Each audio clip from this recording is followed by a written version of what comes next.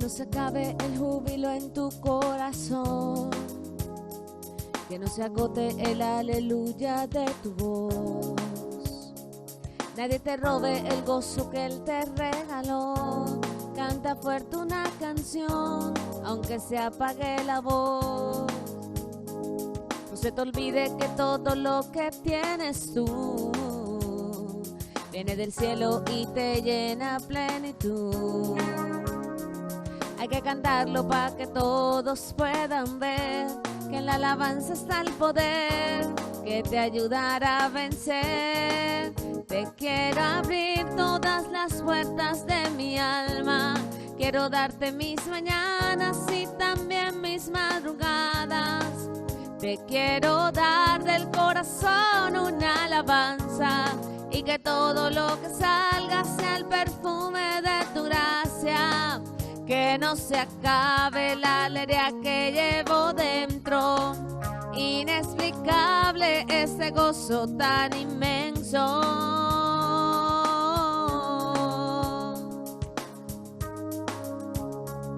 Que no se acabe el júbilo en tu corazón, que no se agote el aleluya de tu voz. Nadie te robe el gozo que Él te regaló. Canta fuerte una canción, aunque se apague la voz.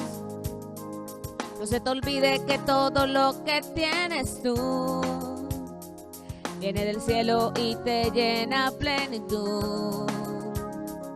Hay que cantarlo para que todos puedan ver que en la alabanza está el poder que te ayudará a vencer.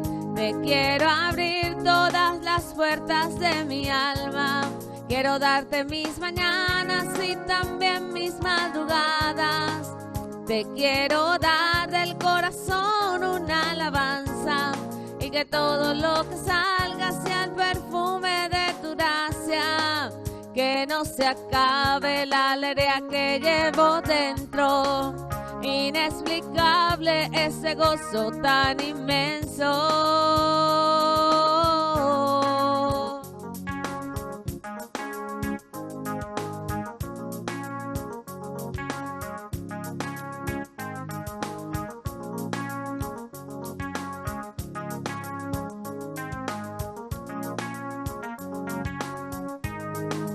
Te quiero abrir todas las puertas de mi alma.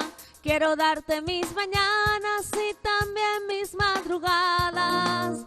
Te quiero dar del corazón una alabanza y que todo lo que salga sea el perfume de tu gracia. Te quiero abrir todas las puertas de mi alma. Quiero darte mis mañanas y también mis madrugadas.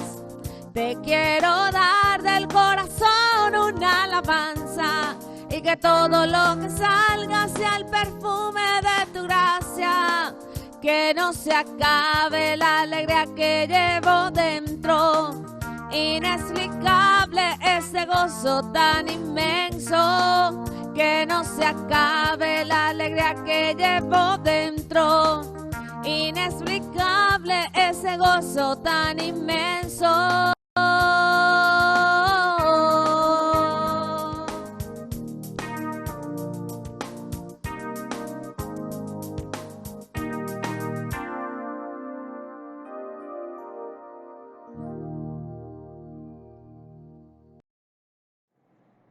Buenas noches, mis hermanos. Dios los bendiga.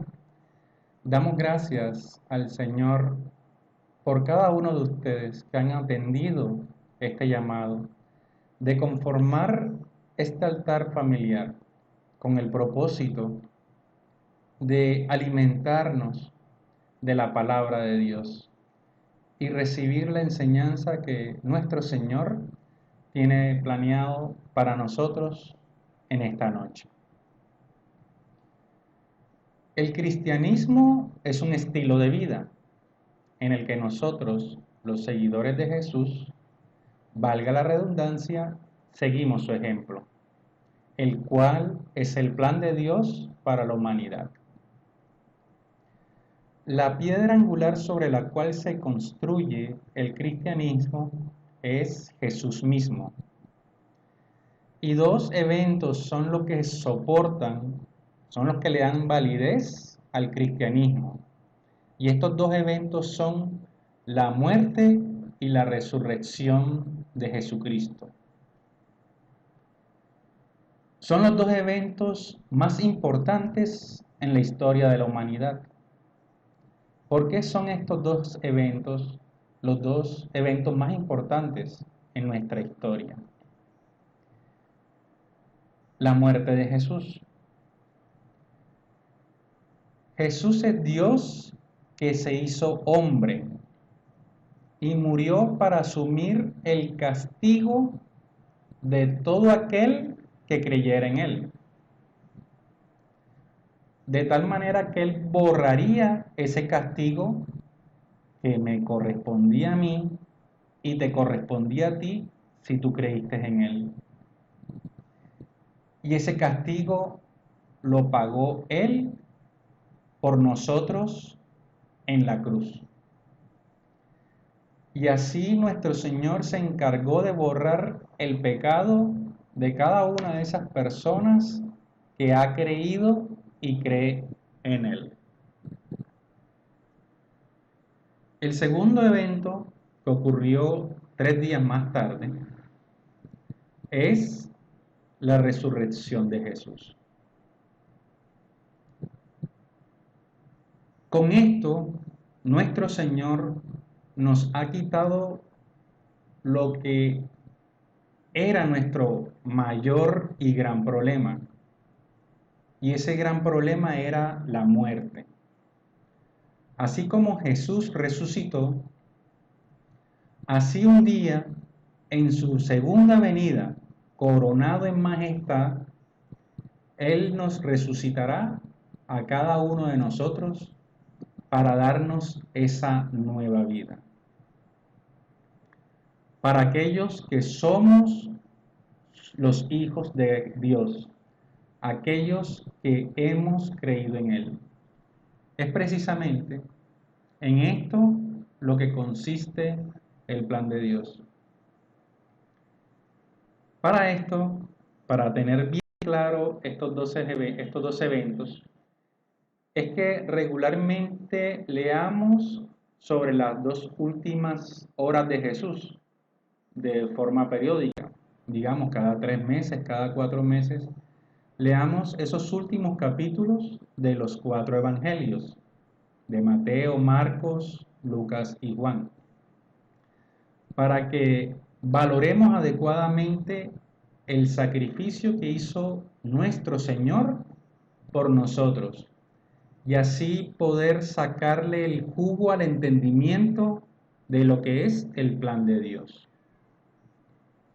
Y si es posible, una vez al año, escuchar la enseñanza El Rey y el Calvario de la serie El Rey y la Cruz, enseñada por el pastor Luis Fernando Bermúdez el día 11 de noviembre de 2018, que correspondió a Marcos capítulo 15, desde el versículo 33 hasta el versículo 41. Es una magnífica enseñanza que, sin importar las veces que la escuchemos, sabemos que Dios nos edificará y nos hablará con esa perfecta su palabra. El pastor Luis Fernando durante esa enseñanza hizo varias referencias al Salmo 22 e incluso la enseñanza del domingo anterior a ese 11 de noviembre. Hizo varias referencias al Salmo 22. Y durante esa enseñanza, él mencionó que el Salmo 22 es altamente mesiánico. Es decir, contiene varias profecías sobre Jesús y más puntualmente sobre la crucifixión. Es el Salmo 22 el texto guía para la enseñanza de hoy.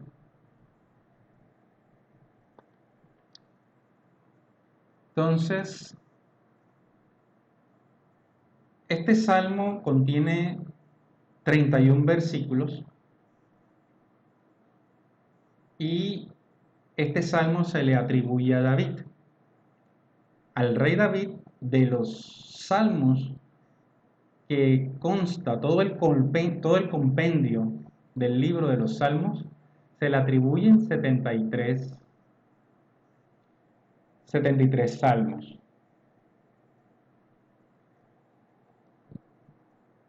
Este salmo, vamos, para su entendimiento, vamos a dividirlo en dos partes.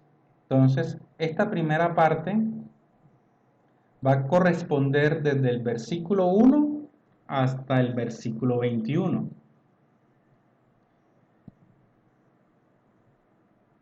En esta parte, lo que vamos a encontrar es un lamento, digámoslo así, como para tratar de resumirlo en una palabra. Pero al ser un salmo, digámoslo de alguna manera, contiene poesía hebrea, y esta poesía hebrea, digamos, era cantada durante las alabanzas que los judíos realizaban en las diferentes actividades en las que se congregaban para alabar al Señor. De esta manera, los salmos son cánticos y es parte de la poesía hebrea. Y es una forma que ha utilizado nuestro Señor para mostrarnos su verdad. Y es una forma bastante concisa y precisa en la que podemos ir conociendo profundamente a nuestro Señor. Entonces, desde el versículo 1 hasta el versículo 21 vamos a tener esta estructura que estamos viendo, en la cual vemos que resaltan unos clamores que está haciendo el autor de este salmo. Tenemos que el versículo 1 y 2 es un clamor que realiza. El 6 y 8, desde el 6 hasta el 8 es otra parte, otro clamor.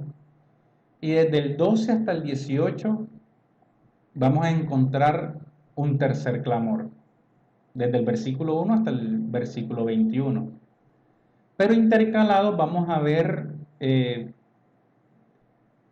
otros temas, digámoslo, al ser como una canción, una alabanza que se le entona al Señor, tiene una característica y es las tensiones que se forman en la medida en que se narra o se canta esta alabanza.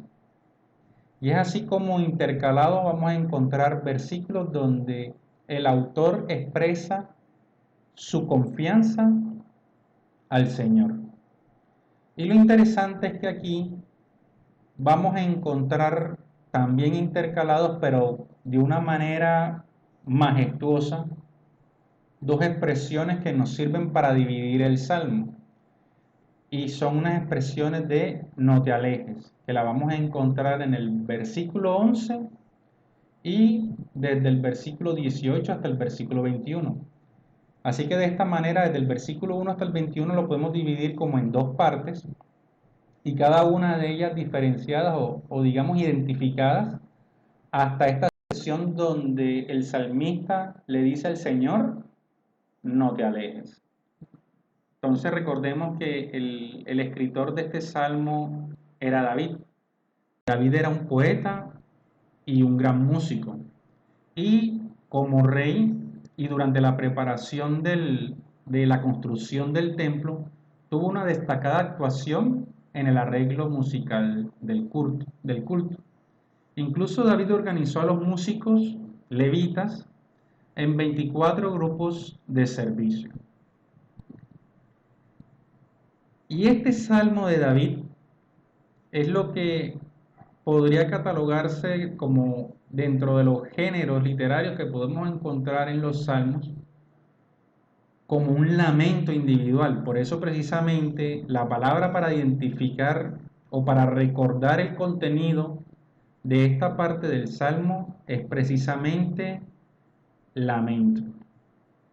Entonces, vamos a leerlo. Como ya hemos dicho, el versículo 1 y el versículo 2 hace referencia a un clamor. Y tenemos: Dios mío, ¿por qué me has desamparado? ¿Por qué estás tan lejos de mi salvación y de las palabras de mi clamor? Dios mío, clamo de día y no respondes, y de noche y no hay para mí reposo. Desde el versículo 3 al 5 vamos a encontrar esa expresión de confianza del salmista a nuestro Señor. Y dice: pero tú eres santo, tú que habitas entre las alabanzas de Israel. En ti esperaron nuestros padres, esperaron y tú los libraste. Clamaron a ti y fueron librados. Confiaron en ti y no fueron avergonzados. Nuevamente en esa alternancia entre clamor y confianza aparece otro clamor, desde el versículo 6 hasta el 8. Mas yo soy gusano y no hombre, oprobio de los hombres y despreciado del pueblo.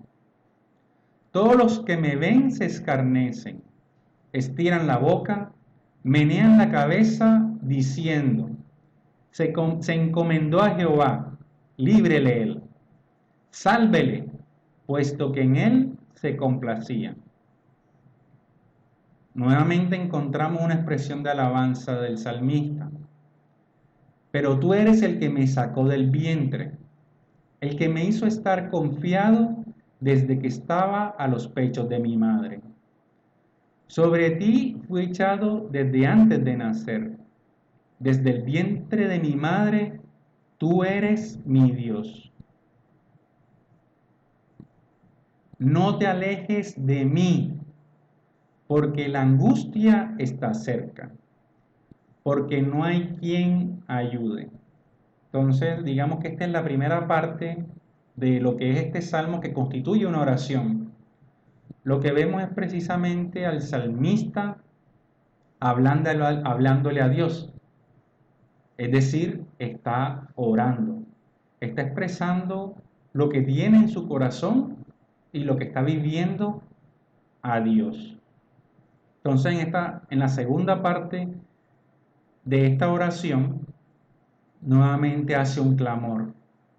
Me han rodeado de muchos toros, fuertes toros de Basán me han cercado. Abrieron sobre mí su boca, como león rapaz y rugiente. He sido derramado como aguas, y todos mis huesos se descoyunturaron. Mi corazón fue como cera, derritiéndose en medio de mis entrañas. Como un tiesto se secó mi vigor, y mi lengua se pegó a mi paladar, y me has puesto en el polvo de la muerte, porque perros me han rodeado, me han cercado cuadrilla de malignos, horadaron mis manos y mis pies. Y continuando con el clamor: contar puedo todos mis huesos, entre tanto ellos me miran y me observan. Repartieron entre sí mis vestidos y sobre mi ropa echaron suertes. David hizo una descripción sorprendentemente acertada del sufrimiento que Jesús, nuestro Mesías, soportaría cientos de años más tarde. David vivió alrededor del año 1000 antes de Cristo, o sea, esto fue escrito 1000 años de la crucifixión de Jesucristo. Obviamente, David estaba pasando por una gran prueba, pero en medio de su sufrimiento, al igual que el Mesías venidero, veremos que Él obtuvo la victoria. Este género de esta primera parte del Salmo, como les había dicho anteriormente, corresponde al género de lamentaciones o súplicas individuales. Y estos constituyen el mayor número de salmos dentro de este libro. Y este tipo de salmos están divididos de una manera en que se muestra una queja, aparece una petición y más tarde una conclusión. Y en alguno de ellos finaliza con una nota de alabanza o de acción de gracias. Precisamente el pastor Luis Fernando Bermúdez, en esa enseñanza del 11 de noviembre de 2018, citándolo explícitamente, dijo: el Salmo 22 es intensamente mesiánico. El Hijo de Dios va a experimentar algo que nunca había experimentado: el abandono del Padre. Jesús siente el desamparo del Padre para que nosotros nunca nos sintamos desamparados. Continuando con las palabras del pastor Luis Fernando, decía: el Padre va al Calvario no para consolar, sino para juzgar en Cristo todos los pecados de la humanidad. En estas 3 horas está viviendo toda nuestra condenación, la condenación eterna de todos los que habían de creer en Él. Para los que estén viendo este video en YouTube, van a poder ver el link, espero que técnicamente pueda hacerlo, van a ver el link para esta enseñanza. Y tranquilo, no quedaría ningún resentimiento si usted inmediatamente pasa a escuchar esa enseñanza. Ojalá pudieran escucharla primero y después sí, el día que ustedes decidan, escuchar esta enseñanza. Pero de verdad es algo que deberíamos escuchar siquiera una vez al año, por lo reconfortante que es. Entonces, regresando aquí a la enseñanza del Salmo 22, desde el versículo 1 hasta el 21, lo que se muestra es la agonía de Jesús en la cruz. Y es mostrado 1000 años antes. Entonces, para finalizar, desde el 18 al 21 aparece el segundo llamado a no alejarse. Mas tú, Jehová, no te alejes, fortaleza mía, apresúrate a socorrerme. Libra de la espada mi alma, del poder del perro mi vida. Sálvame de la boca del león y líbrame de los cuernos de los búfalos. Entonces, vamos a ver esos versículos que son fuertemente mesiánicos, en el que David estaba viviendo una situación difícil, pero al ser inspirado por el Espíritu Santo para escribir esto, lo que se ve es no solamente el sufrimiento de David, sino que iba a mostrar el sufrimiento del Mesías, de Jesús, en su crucifixión, en el momento en que iba a morir por nosotros. Así que recordemos ese clamor que hace el salmista en los 2 primeros versículos, que dice: Dios mío, ¿por qué me has desamparado? ¿Por qué estás tan lejos de mi salvación y de las palabras de mi clamor? Y esto tiene que, aunque fue escrito 1000 años antes,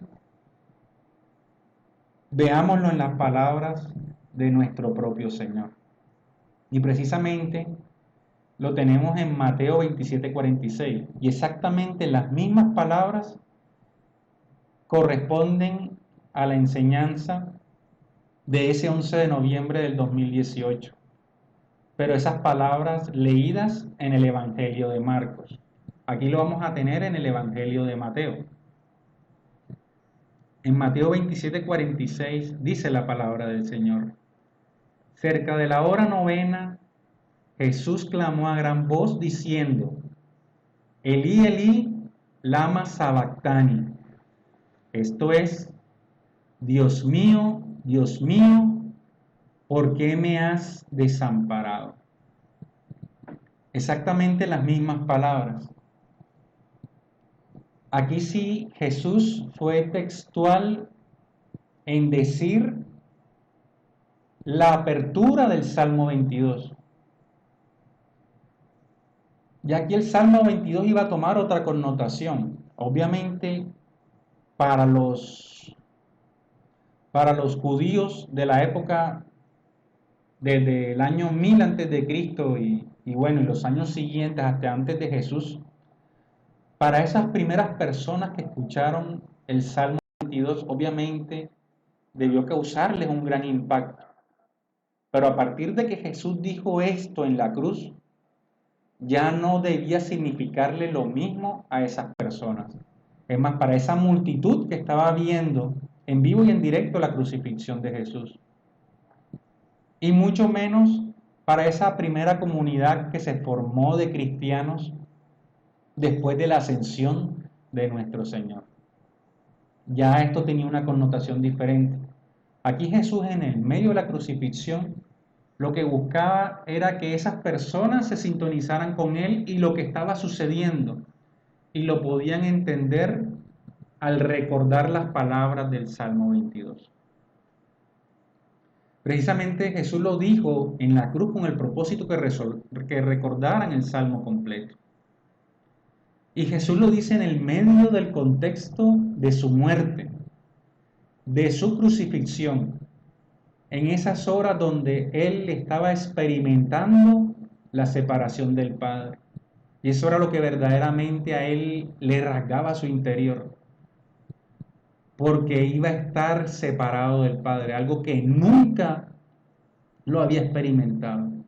Pero por ser el plan de Dios, Él lo estaba viviendo, estaba sufriendo la muerte, para que ni tú ni yo, aquellos que creemos en Él, no suframos esa muerte. El Dios Padre estaba ejecutando su juicio, ese juicio que te merecías tú, ese juicio que me merezco yo, ya no lo iba a merecer, porque Jesús lo estaba pagando por mí. La salvación no es gratis. Alguien paga por tu salvación, y ese es nuestro Señor.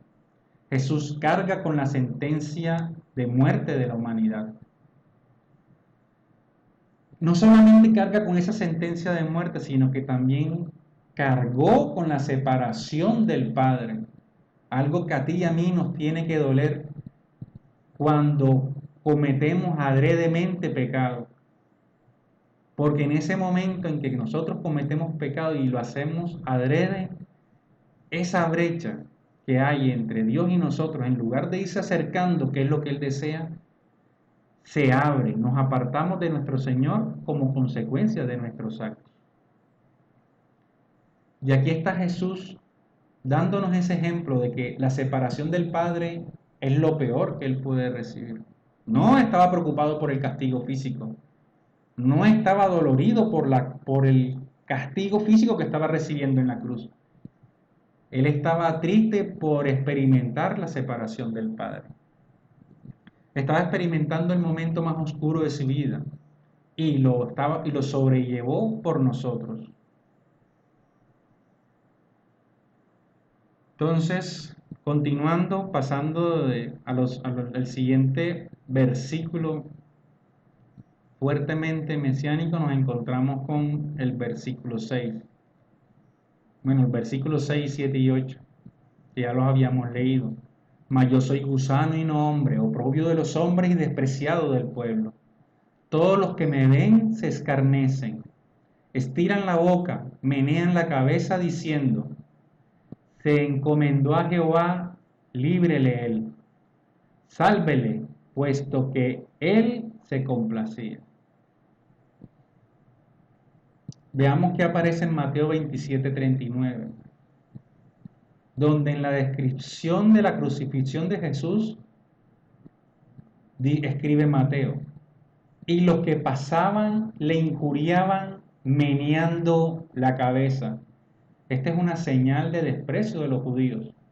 Digámoslo aquí en palabras del Nuevo Costeñol Viviente, sería una forma de, si una persona enviara a alguien y además de eso meneara la cabeza hacia atrás como en señal de desprecio. Lo que en Barranquilla comúnmente describirían como se lo estaban perrateando, digámoslo así. Menían la cabeza y lo injuriaban, eran señales de desprecio. Y vean cómo el salmista en su dolor ya estaba mostrando esas escenas del próximo capítulo, pero verdaderamente magnificadas en la crucifixión de nuestro Señor Jesucristo.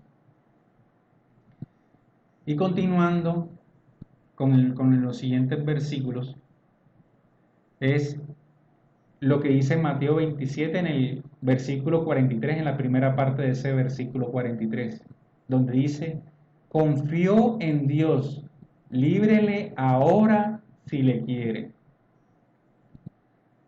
Aquí lo que vemos es que Jesús hace la referencia al Salmo 1.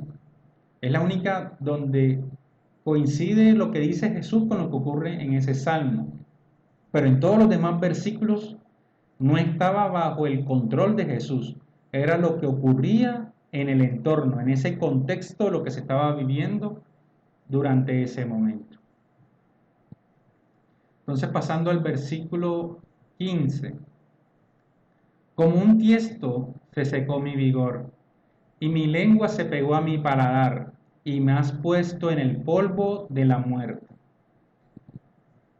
Digamos, posiblemente hace referencia aquí al capítulo 19 de Juan en el versículo 28, puesto que esta sí tiene una relación cruzada directa con el Salmo 69, versículo 21, pero es la misma descripción. O sea,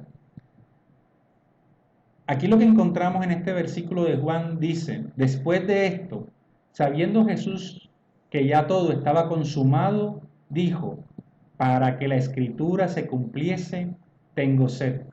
Y es precisamente, digamos, es la relación que se hace en el Salmo, donde dice que incluso hasta su lengua estaba en el paladar, que era una descripción de cuando ya uno está muy, muy sediento, de sed extrema, y de que él tendría sed en la cruz.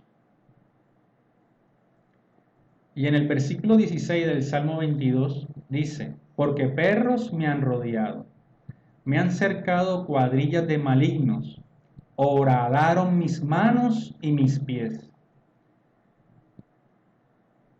Entonces, aquí lo primero de porque perros me han rodeado, me han cercado cuadrillas de malignos. En Mateo 27, versículo 35, en su primera parte dice: bueno, cuando lo hubieron crucificado. Esa parte de horadaron manos y pies corresponde a la crucifixión de Jesús. Todos sabemos, era una costumbre romana la crucifixión de personas que eran despreciables para el Estado romano. Y eso está ampliamente documentado en libros históricos, cómo procedían ellos cuando crucificaban a una persona. Y era precisamente de esto: maltratando sus manos y sus pies. Pero lo que vamos a encontrar en los evangelios es que no se van a centrar en la descripción de la crucifixión. Brevemente van a decir cuando lo hubieron crucificado. Y en el versículo 17 dice del Salmo 22: contar puedo todos mis huesos, entre tanto ellos me miran y me observan. Y aquí la relación es con Lucas 23, tanto el versículo 27 como el 35 en su primera parte, donde dice: y le seguía gran multitud del pueblo y de mujeres que lloraban y hacían lamentación por él. y el pueblo estaba mirando. Y ahora en el versículo 18 que aparece en los 4 evangelios. Versículo 18 del Salmo 22. Repartieron entre sí mis vestidos y sobre mi ropa echaron suertes. Está en los 4 evangelios, pero aquí vamos a hacer alusión a Juan 19:24, donde dice, bueno, en Juan 23 lo que vamos a encontrar es que eran 4 soldados que se dividieron todas las ropas de Jesús, pero había una pieza de su ropa que no tenía costuras, y esta era una pieza de gran valor. Así que en lugar de cortarla, lo que hicieron fue lo que está aquí en el versículo 24 de Juan 19. Entonces dijeron entre sí, no la partamos, sino que echemos suertes sobre ellas, a ver de quién será. Esto fue para que se cumpliese la escritura que dice, repartieron entre sí mis vestidos, y sobre mi ropa echaron suertes. Esta misma referencia o alusión a echar suertes sobre la ropa lo encontramos en Mateo 27:35, en Marcos 15:24 y en Lucas 23:34. A pesar de todo esto, lo que vemos es que el salmista no pierde la fe. Vemos cómo habían versículos donde él expresaba su confianza en Dios, a pesar del intenso sufrimiento que estaba ocurriendo en su vida y de la persecución a la que estaba sometido. Se siente abandonado por Dios, pero sabe que Dios está ahí. Aquí lo más interesante de esta narración es que todo ocurre mirando hacia el pasado, pero es tan vívida esa descripción que él hace, el salmista, que parece que estuviera ocurriendo en el tiempo presente.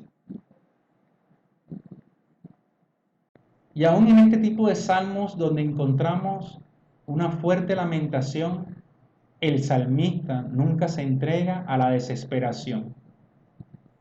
El hecho de que lancemos protestas a Dios es demostración de esperanza en Dios y su sentido de justicia, porque sabemos que Dios está ahí y está conmigo.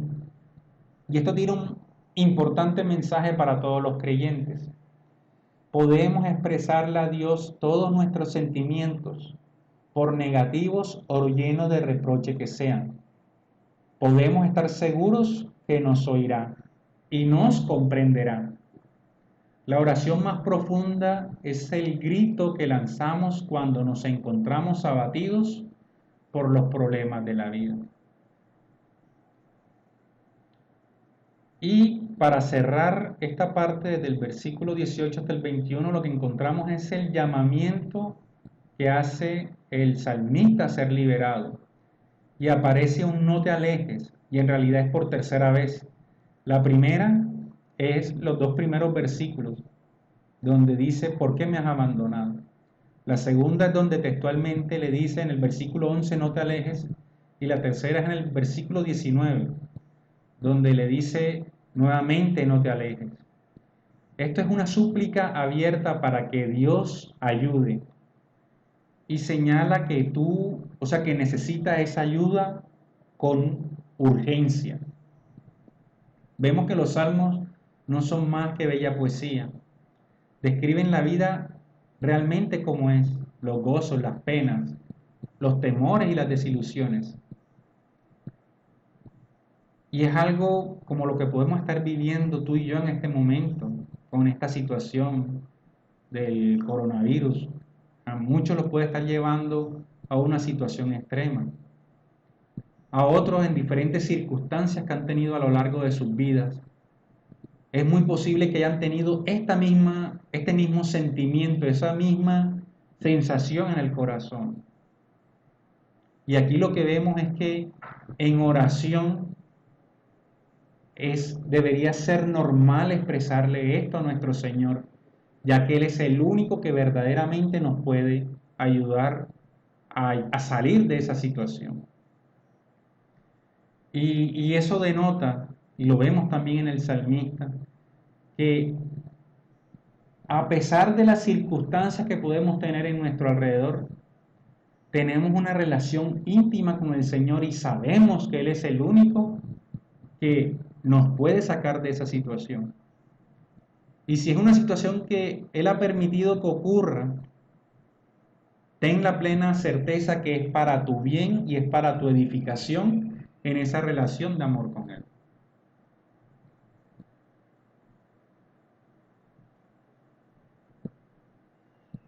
En medio de la dificultad, uno puede definir como este posible peor escenario. Y uno pudiera incluso llegar al extremo de no confiar en que Dios está contigo. Pero créeme, hermano y hermana, que Él está allí contigo. Conoce todo de nuestra vida. Sin importar las circunstancias, se reconocen. Y eso ya corresponde a nosotros. Reconocemos las bondades de nuestro Señor y sabemos que Él está ahí con nosotros. Aquí lo que hay es una petición desde el versículo 19 hasta el 21. Y ante las peticiones que nosotros elevemos al Señor, podemos encontrar diferentes respuestas. Bueno, las respuestas que se pueden encontrar son básicamente tres. Puede responder sí, puede responder no, o puede esperar para dar su respuesta. Y es precisamente el salmista aquí queda esperando una respuesta. Pero ¿qué ocurre? Ahora sí vamos a leer el resto del Salmo 22, desde el versículo 22 hasta el versículo 31. Y de aquí en adelante lo que vamos a encontrar es una alabanza que hace el salmista. Y tenemos: anunciaré tu nombre a mis hermanos, en medio de la congregación te alabaré. Efectivamente, por la gracia de Dios, esto lo vamos a encontrar en Hebreos 2, 9, 12. Jesús conoció la muerte por todos. Dios, para quien y por medio de quien todo fue hecho, eligió llevar a muchos hijos a la gloria. Convenía a Dios que mediante el sufrimiento hiciera a Jesús un líder perfecto, apto para llevarlos a la salvación. Por lo tanto, Jesús y los que Él hace santos tienen el mismo Padre. Por esa razón, Jesús no se avergüenza de llamarlos sus hermanos, pues le dijo a Dios: anunciaré tu nombre a mis hermanos, entre tu pueblo reunido te alabaré. Entonces aquí tenemos esa correspondencia directa entre el Salmo 22, versículo 22, y lo que está en el Nuevo Testamento.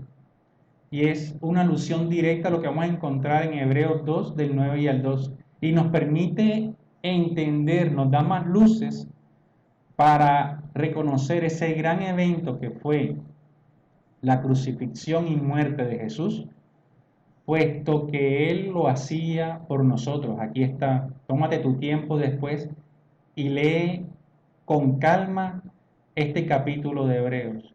Y deleítate en que Jesús lo hizo por ti y por mí.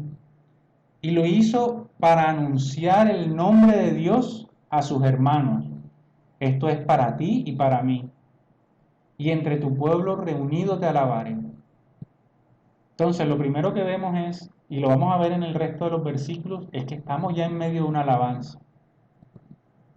Vamos a ver el versículo desde el 23 en adelante. Los que teméis a Jehová, alabadle, glorificadle, descendencia toda de Jacob, y temedle vosotros, descendencia toda de Israel.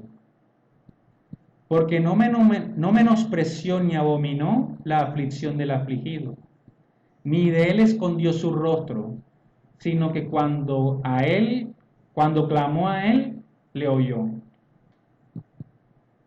De ti será mi alabanza en la gran congregación. Mis votos pagaré delante de los que le temen. Comerán los humildes y serán saciados. Alabarán a Jehová los que le buscan. Vivirá vuestro corazón para siempre. Se acordarán y se volverán a Jehová todos los confines de la tierra, y todas las familias de las naciones adorarán delante de ti. Porque de Jehová es el reino, y él regirá las naciones. Comerán y adorarán todos los poderosos de la tierra. Se postrarán delante de él todos los que descienden al polvo, aun el que no puede conservar la vida a su propia alma. La posteridad les servirá. Esto será contado de Jehová hasta la postrera generación. Vendrán y anunciarán su justicia a pueblo no nacido aún. Anunciarán que él hizo esto. Aquí lo interesante es que después de la petición que ocurre entre el versículo 19 y el 21, nos quedamos esperando la respuesta de Dios. Pero en este salmo no aparece esa respuesta puntual de Dios. El salmista lo ha omitido, inspirado por el Espíritu Santo. O sea, la Biblia en este salmo en particular guarda silencio en la manera en que Dios respondió. Pero sabemos que Dios respondió, porque vemos que esa persona que estaba en lamento en los primeros 21 versículos se derrama en alabanza desde el versículo 22 hasta el versículo 31. Es precisamente el versículo 22 donde ocurre ese punto de quiebre. Y desde el punto de vista de la respuesta de Dios, bueno, para eso tenemos toda la Biblia, para ver cómo Dios obra y responde. Aquí en este salmo vemos el estado inicial del salmista y vemos el estado después de la respuesta de Dios. Y lo que hace es que nos muestra de que, y ocurre en nuestras vidas, y es que el problema es que nosotros somos acelerados. Y como decía, Dios puede responder sí y no, pero también puede ser una respuesta de esperar. Pero los desesperados somos nosotros. Dios obra en el momento justo, y lo que hace, lo hace por mi bien. Entonces, esto es un relato que hace David en retrospectiva. Mira el pasado en el que él se encontraba, donde estaba sufriendo, relatándolo como si fuera un presente. Luego viene la alabanza, después de vencer el sufrimiento. Y qué más que decir que Dios actuó. Él actuó en la vida de David. Y de igual manera ha actuado en tu vida y en mi vida. Lo bonito de lo que podemos encontrar en Salmos es que ofrece palabras de fortaleza y consuelo para estos tiempos demandantes y complejos. Y veamos un tipo de respuesta similar, pero con unas circunstancias totalmente diferentes. Y recordemos el caso cuando Pablo y Silas habían sido azotados y después encerrados en lo último de una cárcel y amarrados al cepo. ¿Qué es lo que ellos hicieron durante el sufrimiento? Durante ese sufrimiento ellos alabaron a Dios. Entonces aquí tenemos un factor común, sin importar nuestras circunstancias. Si estamos en sufrimiento, si hemos pasado el sufrimiento, Dios está con nosotros. Y la mejor respuesta que nosotros podemos dar es alabanza a nuestro Señor. David cometió muchas fallas, pecados, pero sin embargo fue considerado por Dios un hombre conforme al corazón de Dios. Y es que David, durante su vida, él estuvo caracterizado por la alabanza. Recordemos que hubo un momento en que él danzaba mostrando los pies, que era una señal de desprestigio para cualquier persona, cualquier hombre que lo hiciera. Un hombre danzando y mostrando las piernas. Él también se encargó de organizar la alabanza que tendría el nuevo templo. Y es que precisamente los salmos son eso, son canciones de alabanza. Ocupan un lugar preponderante en la vida y en las enseñanzas también de nuestro Señor. Él hace referencia en muchas ocasiones a los salmos. Mientras enfrentó la tentación, se basó en los salmos. Durante la última cena, al finalizar la última cena, cantó el Jalel. Citó los salmos desde la cruz. Y lo más seguro es que murió con los salmos en sus labios. Entonces esta segunda parte de este Salmo 22 entraría fácilmente en el segundo grupo de salmos o el segundo grupo numeroso de salmos que podemos encontrar, y son los cantos de alabanza, los himnos, donde el salmista canta gozosamente la alabanza a Dios.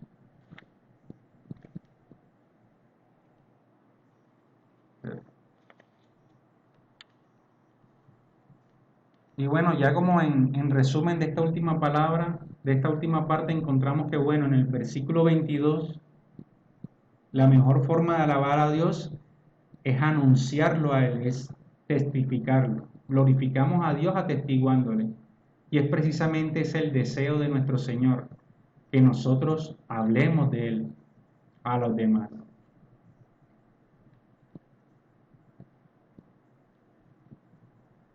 Y del versículo 27 al 37 lo que vemos es ese gozo que tiene esta persona. Es un gozo que nosotros, al estar en Dios, tenemos. Y eso se ve reflejado cuando nosotros somos parte de la obra de Dios, de que este círculo que al principio nosotros denominamos como un estilo de vida, que es el cristianismo, que lo vivimos, ese estilo de vida que nosotros vivimos, lo podamos compartir con otras personas. Porque en su palabra está, y esto es lo más reconfortante para nosotros, y también tiene una alusión directa con la gran comisión, y es que esto iba a llegar hasta lo último de la humanidad y a las generaciones futuras. Y es precisamente el deseo de Dios de que toda la humanidad retorne a Él.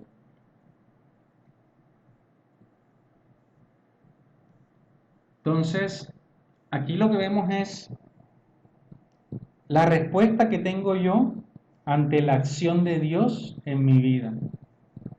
Y hagamos referencia a los propios versículos de este salmo. En el Salmo 16 vemos cómo se reúne una cuadrilla de malhechores, hombres malos con propósitos malos. Pero en los versículos 22 y 25 lo que vemos son un grupo de hombres piadosos que son testigos de Dios y tienen propósitos de adoración para reunirse juntos. Esto nos recuerda a nuestro estudio del Salmo 1, donde precisamente estaban dos grupos, el grupo de los rectos y el grupo de los impíos. Aquí nuevamente están esos dos grupos. La pregunta es, ¿en cuál de estos dos grupos quieres formar parte?